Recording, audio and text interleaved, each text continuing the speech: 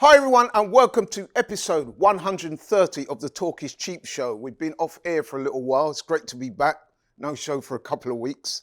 But we're back again and it's going to be a great show. But before we go any further, it is my honor and pleasure to welcome him back from his tour of America. None other than Mr. Curtis Shaw of Curtis Shaw TV in house. What are you saying, bro? Yeah, what's happening? Mr. 50K. 50, hey, big up, man. Big up the people then for supporting and happy birthday to you during the break as well.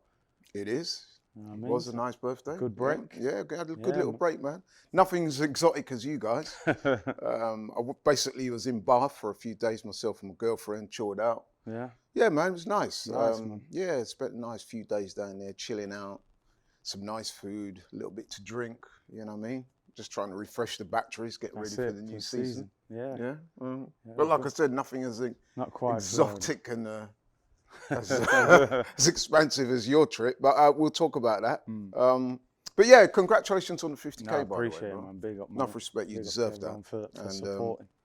Okay then, so without any further ado, tell us a little bit about the tour, how you was received. And all Oh, the tour was unreal, to be fair. Like that. That's what I'm hearing, man. Yeah, the passion of the fans over there is just unbelievable. I think because they don't get to see Arsenal live as much as we obviously do. When they go there, they're so like happy to see them. That the vibe, it's just like a party atmosphere over there. They showed bare love. Like I was getting mobbed out there. All the guys. Robbie was like, it was ridiculous. Like we had to walk around him to escort him out of the ground because like.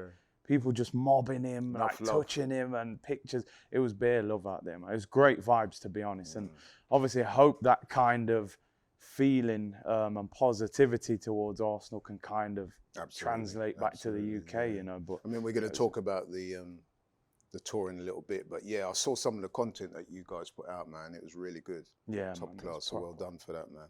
Yeah, man. But yeah, it's great to see you guys getting received so well, and great testimony to everyone at AFTV, man, and yourself, of course. Right then, okay, so those of you who watch the show regularly will know that we like to kick things off after our cursory introductions by going through our news and notes. I guess the big story in town this week is the fact that football is back, really, isn't it? I mean, there's a couple of big events going up this weekend. First and foremost, this Friday, the EFL kicks off. Huddersfield versus Burnley. Burnley recently relegated, new manager, Vincent Kompany, and of course Huddersfield nearly went up last season. So that's a good opening Good start, yeah. gambit, don't you think? It's a tough league, that league, man. Do you know what I mean? It gets harder every year, I think. So, yeah, Kompany in charge. It'll be interesting. Yeah. See how he does as a manager, as a top player. So, That's the nice little way to kick things off. On the Saturday, Community Shield, the two rivals go head to head, Liverpool, Man City. I'm looking forward to that. Should be yeah, I mean, it's not at Wembley. I think they moved it because of obviously That's the right, women's yeah, game. It's yeah. at Leicester, but it's a big game. Klopp against Pep, couple new signings, Haaland and Nunes. So they'll be looking to get that little psychological edge over each other. So I think that'll be a good game. Yeah, I'll definitely be watching that. Yeah. And of course, you alluded to it a second ago. Sunday, the big one, and the Women's Euros final at Wembley. England have got there against Germany, their old-time rivals. Promises to be a great game. England looking good form. Have you been catching up with the games? I've been watching the highlights, obviously, because being over there and stuff. We did watch one game in a bar over there. And listen, I think the further England have got in the competition, the more vibrant the whole country has become. I believe the final's a sellout as well. Yeah, it is, Which is I think they're saying it's a record attendance for any European game. Wow. It's amazing. Obviously, just hope that they can go one step further than the men's team did and win the trophy. It'll be a tough game, obviously, Germany, one of the best teams, but yeah, hopefully they can, can win it. Given the fact that they're at home and the fact that they're playing so well, I think England will probably be slight favourites. Yeah, with the crowd behind them and the atmosphere and stuff. So hopefully they can bring it home, man. Good luck to them. And of course, the following week is when things really get underway in terms of domestic football, with the Premier League being back. But I think it's fair to say, man, that excitement's building. Isn't it? Definitely, yeah. So yeah, man, can't wait. Right, okay. Pre-season, you guys went on the tour, and the main essence of the show this week is to just sort of examine Arsenal's pre-season activities and see if that's giving you sort of optimism for the season starting up again, and just get your opinions on who the winners and losers were, who came out of this looking good. I mean, there's still a game to go, I should say. We've got a game against Seville this weekend. I'll be watching that, as I'm sure you will be. But yeah, I just wanted to get your feel on, because obviously it's a very important part of the season, isn't it, pre-season? And I just want to get your thoughts on how things are, how you think they're progressing. So yes, okay, so far in Arsenal's pre-season, they've had 6 games, and I'll go through those. 5-1 win against Ipswich. They beat Nuremberg 3-5, Arsenal 5, Nuremberg 3. Beat Everton 2-0. Then, of course, went to America, Orlando, a 3-1 win there. And then the standout game, the 4-0 win against Chelsea, which we'll talk about, but that was the game. Unfortunately, they played again recently, and it didn't go that well. Lost to Brentford. But of the 6 games they've played in pre-season so far, it's a good return. 5 wins and 1 loss. And like I said, they've got a game at the weekend. So overall, what do you think of the way things have panned out so far? No, I think it's been an excellent pre-season. Obviously, we lost that one game to Brentford. I'm not getting too caught up on that game, because you look at the team that we had out, I don't think any of the real first team starters featured in that game. Although, to be fair, I looked at Brentford's team. They didn't have too many. Yeah, no, they didn't. It was a weak team for them. I think a lot of our fringe players have struggled in this pre-season, but I think the starting players have done well. Obviously, the Chelsea game was the standout performance, I think, of pre-season. Well, let's start by talking about the Orlando game. Orlando City. So you was out there for that. Tell the people about the atmosphere and the crowd. And it was a smaller ground, like tight atmosphere, close to the pitch. I think first off, when you saw the lineup in the first half, you could tell that it was kind of the fringe players in the first half. I don't think they did themselves many favours in that game. Obviously, we came off, I think we were drawing at half time, and was thinking some of these guys need to be moved on in this transfer window. And then second half, big hitters came on, your Sakas, your Partey's, Jesus, and we ended up winning the game. So I think in the end, we got the better of them. I think Orlando, the MLS season's still, they're in the middle of their season at the moment, so they looked a little bit sharper than us, I felt. No, you know what? The Orlando, they had a couple of players there. They did, some live ones. Yeah, they did. Yeah. They were definitely up for it. Yeah, they were up for it. And the atmosphere was decent in there as well. But in the end, I think our quality showed in that game. We got the better of them. And then obviously the second game, the Chelsea game, was just incredible game. I know it's friendly and you don't want to get too hyped up. I got a little bit hyped in my post-match interview, but I'll tell you what, bro, you weren't the only one, because I watched that game. I did the watch along back at the studio. It was myself, Charlene, and Ty and Lee. And I'll tell you what, bro, like, I was quite blown away by the performance, because prior to the game, I was looking at the two teams, because Chelsea went quite strong. We were quite strong. And obviously Chelsea, they had some of their new guys out. Koulibaly, Sterling, and people like that. So I'm looking at that game and I'm thinking, you know what? I'm going to go safe, 2-2 draw. You know what I mean? And a few of the guys were saying they thought Arsenal could win, but I was thinking it's going to be competitive, and it would probably be close. 2-2 sounds, but straight away, man, Arsenal went out and they dominated. Tell us a little about the atmosphere in that game. It looked like it was quite full. Yeah, that atmosphere was unreal. I think it's an American football stadium. It's looks a little bit like the Nou Camp inside, but a bit smaller. And the atmosphere was just banging over there. A lot of Chelsea fans. I think there was more Arsenal fans, to be honest, but the Chelsea fans were really backing. Obviously Pulisic, the biggest American player. So it was a great atmosphere, and I felt from the start of that game, the intensity that we played at, we just squeezed them. They couldn't get up the pitch.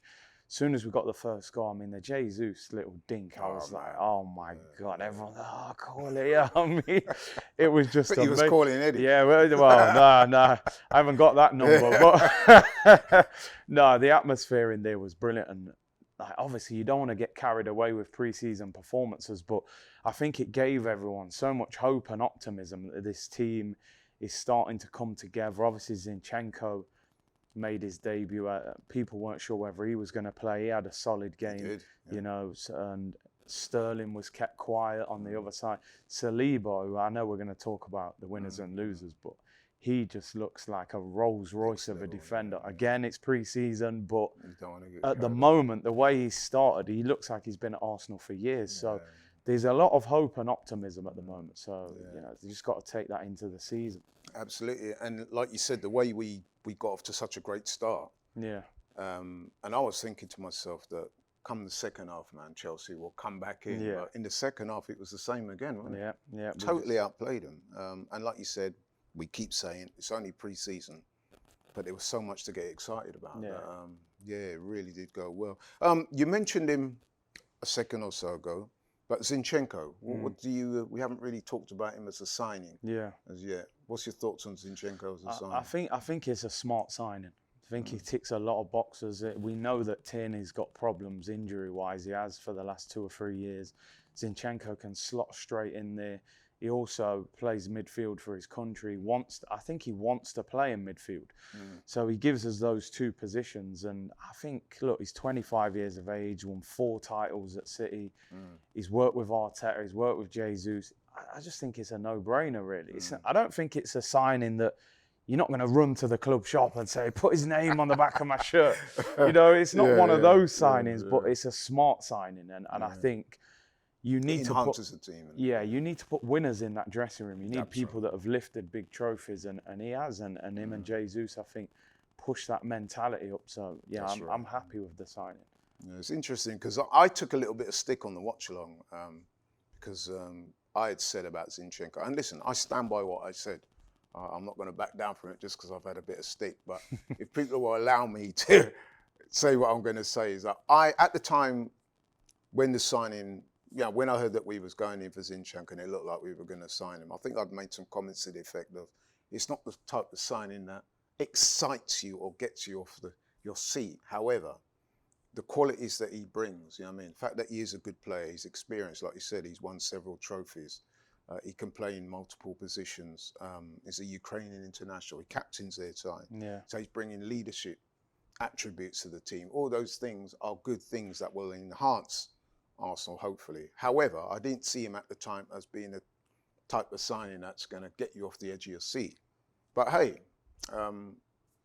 nevertheless, I think it's a very good signing. And I think he's seen, even though it was only in that pre-season, he seems to be knitting in well already, doesn't he? I think the reality is when you sign maybe a left back or someone, and not often you get overly excited about signing players in those positions. So I think, like you said, not every signing is going to be that signing. Sometimes you've just got to get signings that are going to help your team, help your squad. So I think your point is valid. It's not an exciting one. You're not going to go crazy over it, but I think it helps this team and helps this squad. It enhances the group. Yeah.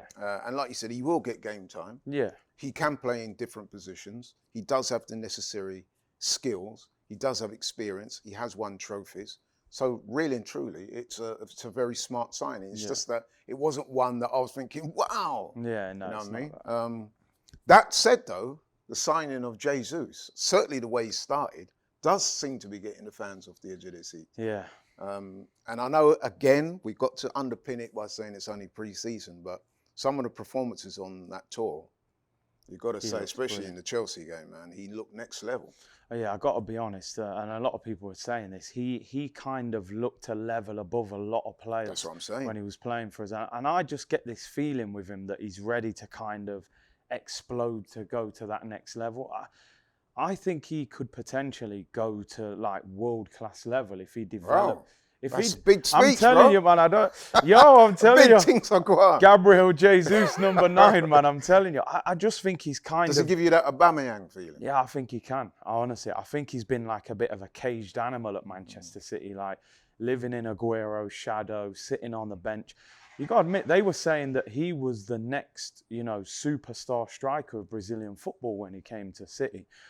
But he hasn't ever been their main man. I just think, he looks as if... I saw an interview that he said where he said his mum called him and said, like, you look like you've got your spirit back. Because everyone's showing him that love and that feeling. And as a striker, you need that belief sometimes. He's got the number 9 shirt. Listen, I know it's pre-season, but I think he can score 20 goals this season. Wow. If he takes penalties and he stays fit and we create chances how we have in pre-season, I'm telling you, I think this guy's going to go to the next level. You know what? I would agree with that, bro. That's a big call, but It is a big call. No, I'm with you on that stand because by it. I'm seeing certain things with him in the team. The way he's taken some of those goals, he's almost like he's grown into that. You know what I mean? That big name player that we're always looking for, man. And he could become an iconic figure. I mean, somebody might clip this and come back later on and see what was that you were saying, but. No, man, I'm going to stick with it, bro. I agree with you. I've been really impressed with him. Just the whole aura around him at Arsenal, man, seems next level to me. And this is what I'm talking about, exciting. Yeah.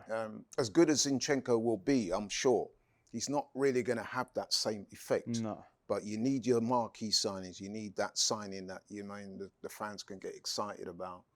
And you can push forward and think, yeah, man, we're really going to do something. You saying there that you think he can get 20 goals? Is that all competitions? I would. Honestly, I think he could even score 20 in the Prem. Honestly, I'm going for it. If he stays fit throughout this season, and he does have a good fitness record. Because there was just a feeling around him. Like even when he's walking like down the tunnel, the fans are going. He's getting the biggest reception. Jesus, autographs, and I can see that he seems ready to take it on. He's embracing it. He's still at a young age. He knows the Prem. I think he's ready to go to that next level. I think Arsenal could be the right platform for him. Absolutely. I absolutely agree. And he brings other things to the table as well. I mean, I had read before where Arteta described his... Was it Arteta or Pep said his pressing... He's as good as attributes is as good as anywhere. And I saw that in evidence. On that tour as well, so I'm really excited. Because I think with all due respect, you look at last season, with Lacazette, the way he was playing and how deep he was playing, you're giving the centre-backs an easy ride sometimes, there's no pressure. Jesus, every time you get the ball, he's pressing you, he's energetic, and then Martinelli and Saka go with him. We've got such an energetic front three now. I just think we're going to be a lot harder to play against with him up front. So it's also his defensive work as well. And I'll tell you what else I've noticed as well since he's come in is that, because I was interested to see if he would play with Eddie, and in the first game he did. Yeah. And those two look like they've got a good relationship already. Yeah. Good symbiotic relationship there. Yeah. And I think he's the kind of guy that will raise Eddie's levels. Yeah, I think so. Because they play kind of similar how they play. And Eddie looked a little bit stronger. I thought he looked like he'd bulked up a little bit. And he looked quite sharp as well. I got to give him his credit. So, I think it's looking positive. What I would say, I still think we need a couple more. We do. I still think one or two more signings. I think we need another signing similar to Jesus on that kind of level, but maybe in midfield. I agree, bro. I mean, listen, he wouldn't maybe quite be on the same level as Jesus, but I think the Tielemans signing, man, we've got to try and make that happen. Got to get that done. Yeah, if we can get that done, I'll be more than happy with what we got in so far. Yeah, did you get a look at the other guys, Marquinhos? Yeah, Marquinhos didn't play that much over there, which was a shame. Saw a little bit of him against Chelsea. He looks lively. He's quite small. Are they going to involve him? Are they going to loan him out? I'm not sure. Turner played a little bit. He did okay in his half a game. So, didn't obviously Vieira hasn't played yet. So he could be the bonus of the season because we're not even really thinking about him or talking about him. And of course, the other big talking point, apart from Jesus, was that man at the back. Looks like a new signing. He is like a new signing, isn't he? Yeah. William Saliba. I mean, for me, against Chelsea, I thought he was... Honestly, I was running out of words for this guy. Yeah. Honestly. I'm waxing lyrical about defenders. Mate, honestly, I was like, this guy, I mean, he had Havertz in his pocket.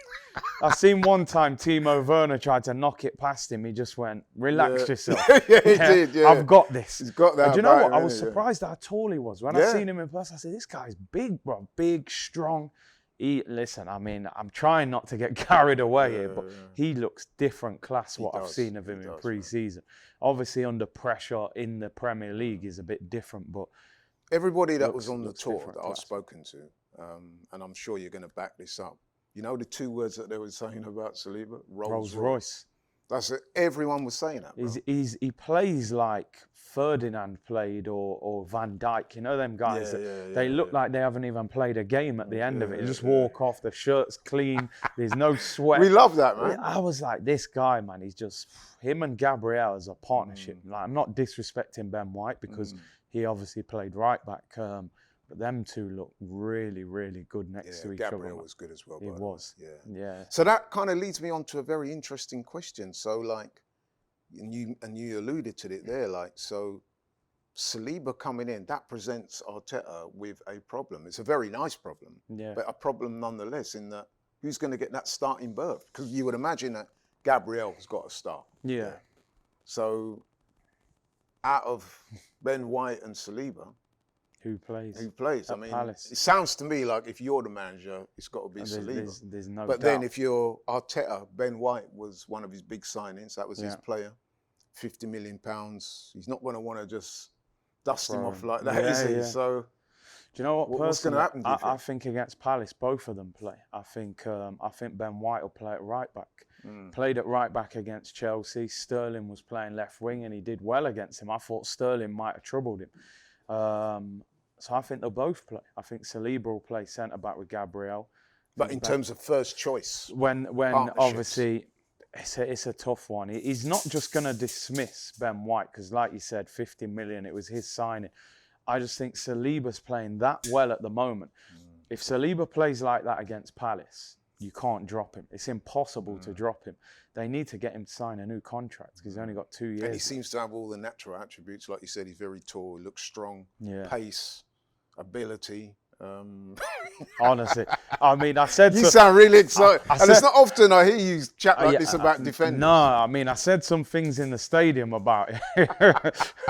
I was like, you know what? I ain't seen a guy like this since Sol Campbell. But you know what I mean? Listen, I think the potential Some people are talking like Rio Van Dijk type. Well, that's how he plays. You know, he plays very calm. He doesn't slide tackle that often. He just kind of just eases you off the ball. I mean, And he reads the game well, doesn't he? Yeah. Interceptions and stuff like that. So he doesn't need to go crashing in. Man, he looks to have everything. But like I said, the pressure, you know, in the Prem, that's going to be different. But should we be that surprised, though? I mean, no. Okay, he's been playing for Marseille, and some people will say, and with some validity, that the French league isn't quite at the same level as the Premier League. Some might say nowhere near it. But, you know, hey, the point is made. But if we examine his performances for Marseille, man, he's been outstanding. He has. I think he was like defender of the season out there, Young player of the year, yeah. And not only that, he's made his way into the French national team. And, you know, the French national team's always strong, bro. So if you're on that level, it shows that this is no accident that we're seeing it. No, and I think if you look at Marseille as well, you know, it's a cauldron over there. There's a lot of pressure playing for Marseille. They finished second. He put in that man of the match performance against Mbappe, who's, you know, one of the best in the world. So for me, if you're matching up well with Mbappe, you should be able to deal with Benteke at Palace. I would hope. I hope that don't come back to bite me. But you know, that's if Benteke plays. Yeah. So it shouldn't be no surprise. Like you said, if you're in the French squad, they're the world champions. So you know, and they got talent to burn. Yeah. So if you're getting in the French squad at that young age and doing bits and winning player of the season and stuff like that, then it just goes to show this is what we're seeing is no accident. No accident. We should be just lucky that we got him now. I mean, there has been a while, you know. I mean, it's been this back and forth with Saliba and all that. But, man, it's great to see. Yeah.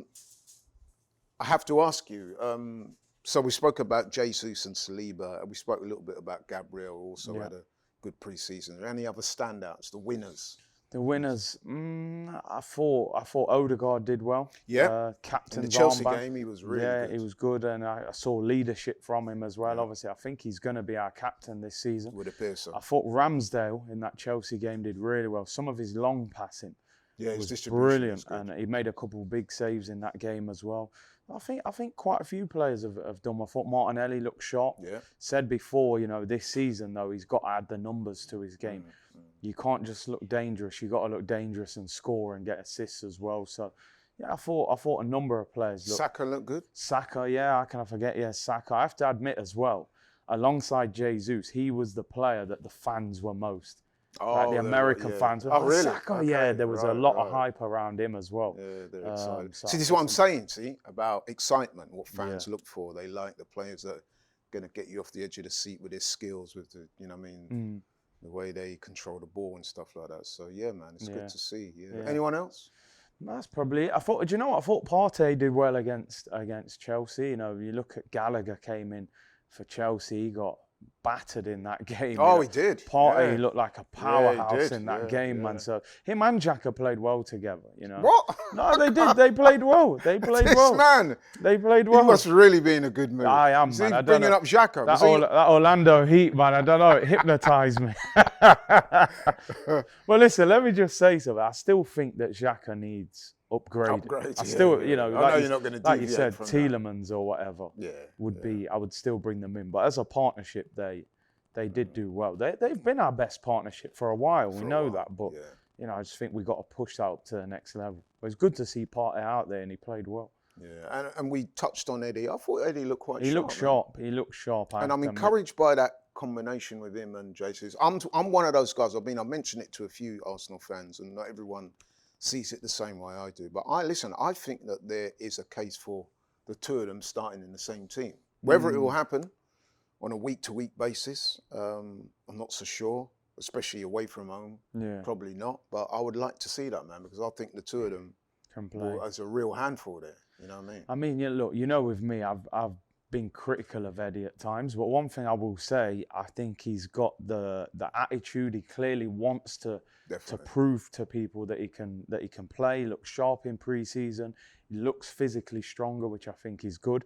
And listen, I hope he proves people like me wrong who've questioned him. I hope he goes and bags goals and becomes a really good striker for us. He wouldn't be proving me wrong, by the way, because I've said consistently that I think that he deserves his shot. And I do think that he will get goals and he will be a success. So I hope he does. If he does well, Arsenal do well. So exactly. I hope he does. So so we've talked about the guys that have been winners on the pre-season tour. It would be remiss of me not to say who didn't come out of it so well. I sort of hesitate to use the word losers, but you know, in the context of things, we've had the winners. The guys that didn't do well. Yeah, it's horrible to even do this, isn't it? Really, you know, but you can't help but say Pepe, because for me with Pepe, Pepe's an interesting one, because it could be argued that he didn't have the best of pre-seasons. Yes, there's still a game to go. And he didn't play against Brentford, so I'm imagining he's going to play against Seville. And obviously, we hope he does well. He had a few little nice touches there and there, but he didn't put in any performances that you could say, he's grasped it. However, there's been a lot of talk about him, and he's come out and been quite forthright and said, "Listen, man, you know what I mean? I'm not leaving. I'm not leaving." He's saying, "Look, I put the work in. I've worked harder than I've ever worked." I think was one of the statements I've heard from him. And he said he doesn't want to leave. He believes he's going to have a good season. And man, he's ready to go. Now, are you encouraged by those words or what? I mean, I like the words, but you got to see the action to back it up. I got to admit, that Orlando game, he started that game and I was sitting on the side that he was playing. And I was thinking to myself, like, come on, no disrespect to Orlando. They're not an elite opposition. Put that fullback to work. And he just didn't really impose himself. And I remember Saka came on. And the first time Saka got the ball, he knocked it past him, outpaced him. The guy fouled him and got a yellow card. And I'm like, you've got to be more direct, Pepe. Aggressive. And then even against Chelsea, the ball broke to him. He cut inside someone. And I was like, go on. And then he didn't get the shot off. And I was like, listen. Why do you think that is? Because, I'll not be funny, but when we watched snippets of him, remember before we signed him? That was the prevailing thing that you would see of him, innit? Him nipping the ball past defenders, you know what I mean, weaving in and out and scoring goals. And that's been few and far between. Why do you think that, why do you not think that mindset is there? To be aggressive, to want to take players on. He's playing within himself. It's a tough one, you know. There could be a number of factors. Does the Premier League suit him? Are we using him in the right way? You know, do we play him a little bit further back at Lille? He played a bit higher. Is it the system that we play? As it was the contract so big that his mindset is not as much on football? It's very difficult to pinpoint one thing with him. I think we can all see he's got the talent. The talent has never been in question. The production is not there enough. He doesn't produce it enough for me. And it's interesting because we could be in a situation where we end up keeping him, because it doesn't sound like many teams.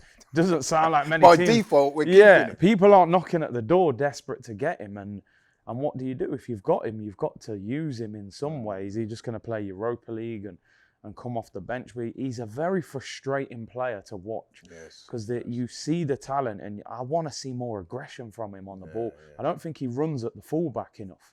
You make a very good point there, and like you said, you contrast that with Saka coming on, and within seconds, straight at you, he's bro. gone. Martinelli straight at you. They're just running at you straight away. Yeah. Pepe's cutting back. He's just be more aggressive. So it'll be interesting if he stays. So it sounds like it's a mindset thing. It could be, because the ability is there. I've got no doubt about it. I've seen it. Even at Arsenal, first couple of seasons, when he did play well, he played really well. Yeah. A couple of man of the match performances, some of the free kicks. He's got a mercurial left foot. Yeah. But you've got to have it up there, especially in the Premier League, man, where it's, you know what I mean, it's shark-infested waters, man. Of course. If you haven't got that necessary aggression and stuff survive, like that, you will be found out real quick. Yeah. Okay, so that's Pepe.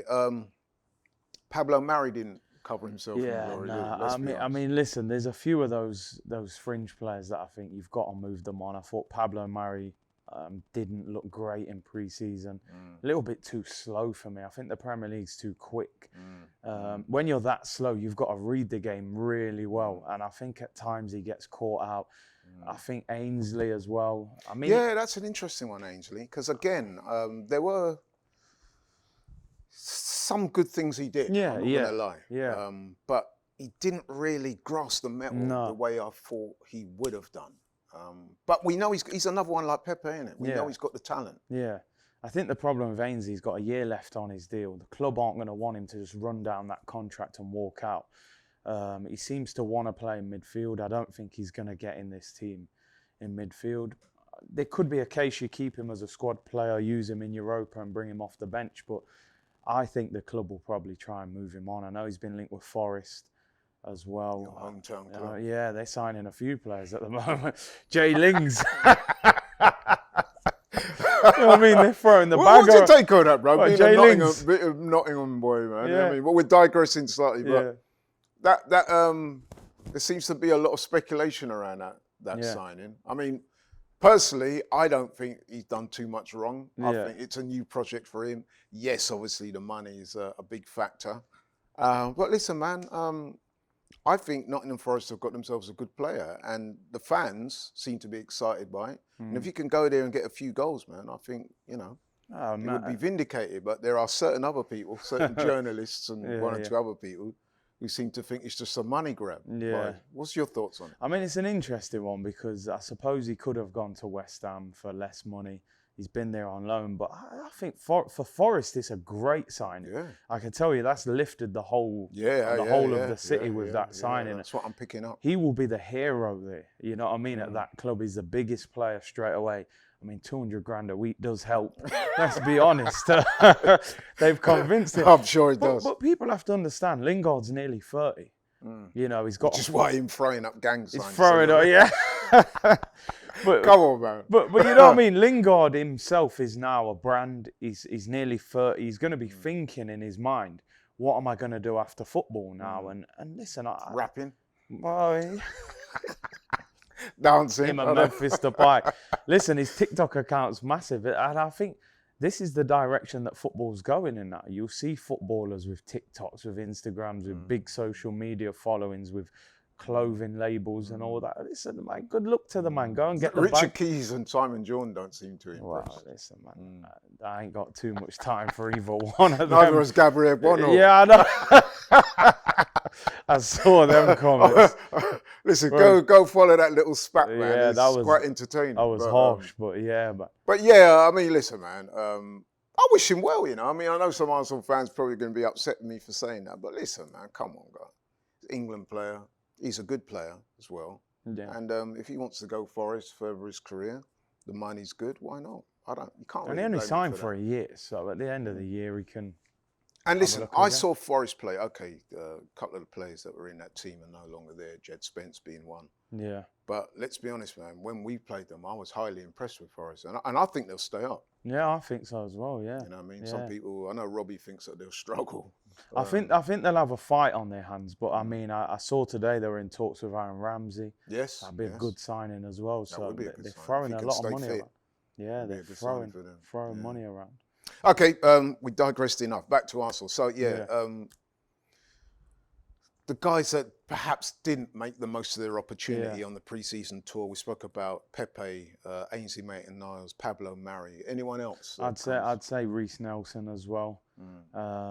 Again, a player that had a couple of good moments. Yeah, he's had some good. runs. It's not like he's played bad, but he hasn't done enough to make you sit up and think, oh, actually, maybe we should keep him. He kind of just looks at the same point he was 12 months ago before he went on loan. So I just don't think many of these fringe players have kind of done much to make you think, wow, let's push them back in. So a few of the other guys that went on the tour with you said a similar thing, actually, when I spoke to them individually. They said their feelings is that the first 11, especially that played against Chelsea, absolutely no problem there. The problem we might have is have we got enough people elsewhere in the squad that's going to come in and make the same type of impact on the game.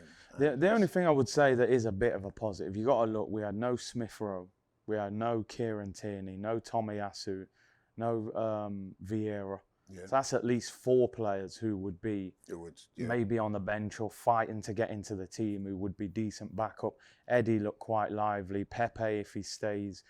So there are some players there. As I said, I think we need, for me at least, 2 more signings to come through the door. And obviously the likes of Hector Bellerin need to go as well. Your favourite player. I mean, interesting enough, Bellerin didn't even come off the bench yesterday against Brentford, and I'm reading reports today that he could be going. So maybe his time's up, which I think he needs to. So sad. You won't be shedding tears over that one. No. Oh, dear. But we won't dwell on that. Yeah. Let's talk about a player that seems to divide opinion. I know which side I'm going to come down on. I'll let you know that in a minute. But Nuno Tavares, or Tavares, as Charlene, shout out to Charlene, says that's the right pronunciation of his name, being Portuguese. But Tavares, as we know him. What was your thoughts on him? I mean, because he seems to be dividing a lot of opinion in the fans. Yeah, listen, you can see when you watch him, he's just a raw talent. It's a rough diamond, isn't it? He went on a run against Chelsea and everybody stood up. Like it was like a 50, 60-yard run. Man's driving, they fouled him. Everyone's, but I think the culmination of that run was that he ended up giving the ball away. Yeah, but listen, I think he's got talent and potential. There's no doubt he's a great athlete. I just still don't think he's at the level to be playing for Arsenal just yet. I think he needs to go out on loan. He's been linked with Atalanta in Italy. Go and get 30, 40 games. Maybe in a year's time, you bring him back and he's a more developed player. I still think defensively he's a little bit naive and a little bit rash. So for me, listen, his career at Arsenal wouldn't be just over. I think you loan him out, see where he's at in a year. You've got Zinchenko, you've got Tierney. Let him go and get football. For me, I would loan him out and see if he develops. Interesting. You see, this is where me and you are going to disagree. Go on. Because I see a player there, and like you said, he's raw, he's a rough diamond. But from what I've seen of him, not just on the pre-season tour, last season as well. If you remember when he came in initially, he replaced Kieran Tierney, he had a couple of really good games. Then his levels kind of dipped a little bit. Then he had that shocker against Forest and he got substituted, and ever since then some of the fans have been saying he's not good enough, get him out on loan. But listen, I would keep faith with the guy. Would you? What I see is a guy that looks strong, he's quick, he has ability. Yes, he's prone to making some what I call unforced errors where you think, what do you do that for? You know what I mean? It's clearly mental with him, but this is what the coaches and the coaching staff and the team, Arteta, that's what they're there for as well, to develop players, you know what I mean? And I think that if they work on him, they can make him into a type of player, man, that will do bits for Arsenal. I think he will enhance the team. My only question to you would be then, if you've got Zinchenko and Tierney, is he going to get enough football to get that development at Arsenal? I think he will, and I'll tell you why. Because unfortunately, have to say it, Tierney's injury record is not good, and there's no reason to suggest that it's going to clear up like that automatically. So we do have to think long term and think there are going to be games that he's going to miss. Yeah, it's a long season. We are in another level of competition this season with the Europa League that we didn't have last season. Not forgetting, of course, the domestic cup. So there's lots of football to be played. Yeah, there is, yeah. I mean, you're talking 60, 70 games possibly next season. So he will get game time. And I think as a young player, we owe it to ourselves. I mean, I know people are talking about a loan deal, but I know he's been linked with Brighton. I know he's linked with Brighton. Are we really going to let Brighton have one of our young players? Yeah. For them to go and develop him, and then everyone will be looking at us sideways and thinking, well, hang on a minute, you guys had him.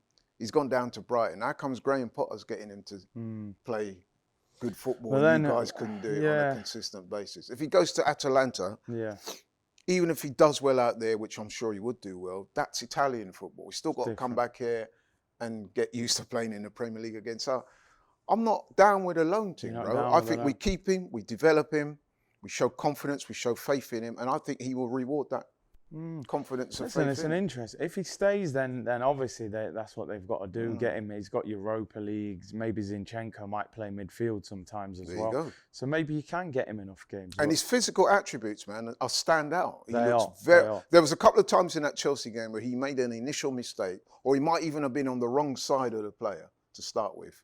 But then his recovery run, the pace and power, gets him out of it. And listen, man, Kyle Walker, no less, has been. I'm not putting him. Don't get me wrong. Not putting him in the same level as a Kyle Walker. But kind of, he's where you use your physicality to recover and win the ball back or get back into position.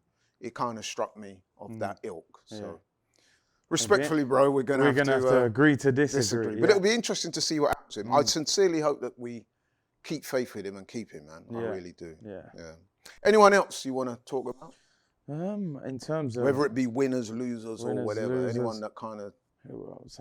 Do you know what? I thought.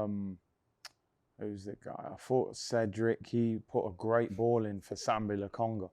And Sambi, I think, looked quite fired up to me this year. He did. Like, I think he wants to prove Scored a great goal. It's a great header. I love the celebration as well, man. Just took the shirt off. I was like, right, it's pre-season. This guy's going mad. But he looks quite fired up. And I noticed him and Emile Smith-Rowe have got a little bromance going. Oh, really? Yeah, they put a couple of videos up together and that. And I always think it looks good to see a player come from abroad and integrate with the squad well. So.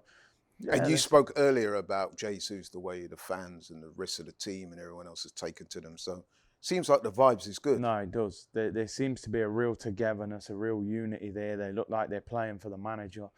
As you said, I just think it's just about having that squad because you know that starting 11 won't get through the whole season. There'll be injuries. And on that vibe as well, you saw Zinchenko, he's come in and he's made the right noises about him being a boyhood fan. Yeah. They showed you pictures of him when he was younger in Arsenal shirts and that's it's all looking good at the moment. The whole vibe is good. I just want a couple more through the door, just so that squad depth is there as well. Because 5 substitutes in the Prem this year and the World Cup mid-season will have a big effect. So. Couple more signings for me. Right, bro, we're going to have to, I've been enjoying this debate, but we're going to have to conclude it. But yeah, just to finish off then, it sounds like you're quite optimistic for the season. Like I said, we've still got that game at the weekend. Seville, it is pre-season, so we're trying not to get too hyped up, although you can hear from our voices that we seem to be, well, I'm quite infused and I can see your energy emanating out of your pores there that you can't wait, man. I can't wait for the start of the season, man. And that first game as well. It's a big Palace. That's a big game, bro. And it's the curtain raiser on the Friday, and it's going to be big things. And unlike when we played Palace last season, I'm a bit more optimistic. Yeah, definitely a bit more prepared. And obviously we'll preview that game next week. Definitely, man. And so what are you going to be doing at the weekend? No, I think I'm going to go to the Emirates Cup You game. are? Yeah, I'm going to go to it, and I'll be doing a watch along here, yeah, so no I doubt just we'll thought usually I catch do up the with each watch other. along, but I thought pre-season I'll go Nah, to man. some of the games. So I'll probably watch The mere fact that you're saying that shows that there's that vibe. Yeah. I'll be 'Cause I've honest, been the tour yeah. kind of captured me a little bit. Yeah, Like I came back that's from right, the man. tour. I've got the black shirt. Yeah, I've got one too, man. Yeah, I mean, I've I've got seen one that too, shirt. bro. I said, yeah, man, I'm copping that black and gold. I said, yeah, I I'll copped take my one last week. Yeah, Big yeah. queue in the shop, bro. Yeah, I bought man. mine from the Arsenal shop. Big queue. I said- Everybody had the black shirt. Biggest selling away shirt in one day in Premier League history. Is it? Yeah. So the Arsenal fan base, Amazing. I think the hope and optimism, Yeah. the feeling and the energy feels different to last season. Last season we does. weren't prepared does. going into the Brentford game. This season I feel like we're ready to deal with I just the hope start. that it Yeah, plays please, out the way. man. Just don't go and let Zaha run wild, man. You know what I mean? So, yeah. Although I have to say, I saw some of Palace's pre-season game the other day against Crystal Palace. Against and I've got to say QPR, that yeah. QPR. Crystal Palace against QPR, and they did look good. They man. did. I see Zaha's goal. I Zaha was there, like, raw. Eze, and one or two other man. It's going to be tough. They won't make it easy for us. But you know what? In a way, man, bring it on. Yeah, proper, you have to. Proper game. Have Bro, to. that I'm looking forward to. But Yeah, listen, bro, thanks for coming in. Thanks for sharing your Pleasure. thoughts on the pre-season and giving us the benefit of your experience while you was out in America. Sounds like you had a really good time. was You brilliant. look well, man. You look fresh to death and Oh, ready man. to go. And yeah, man, great. And as for myself, like I said, I'm like you, man. I can't wait. I enjoyed the pre-season. Like you, I'm getting a vibe that suggests that things are going to go our way. Like you said as well, I would like to see that other signing. I'm hoping it's going to be Tielemans. We're being linked with a few other players, man, but I'm kind of hoping that they can get the Tielemans deal sorted before the season starts, or even if, as long as we get it at some point. We need him. But listen, bro, thanks very much. Thanks for you guys for watching, supporting the show. We've not been on for a couple of weeks, but I've really enjoyed today. Hope you have too, and we'll see you next week. We're out.